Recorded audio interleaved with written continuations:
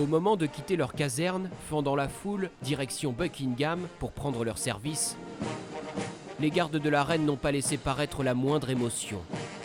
Concentrés sur leurs pas, et parce que ce n'est pas le genre de la maison. Ce retour au palais est pourtant historique.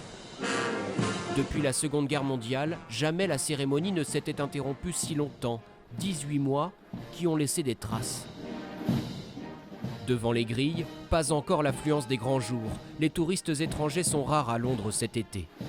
Ce midi et depuis lundi, ce sont surtout des Britanniques qui profitent de l'occasion. Comme cette famille de Manchester.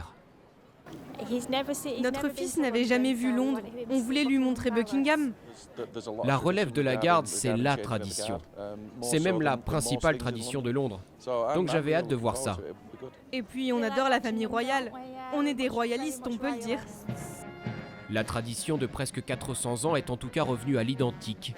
Uniforme rouge flamboyant, chapeau en poil d'ours, gestes synchronisés et passage de témoin entre les chefs du régiment sur le départ et celui qui prend ses fonctions. Pendant cette période d'arrêt forcé, le capitaine Howard Keyes et les autres soldats n'avaient pas déserté Buckingham, ils le protégeaient toujours. Mais la relève de la garde se faisait sans cérémonie pour ne pas attirer la foule. Avec les restrictions et la distance sociale, c'était vraiment assez différent et difficile vraiment de pouvoir s'entraîner pour des parades.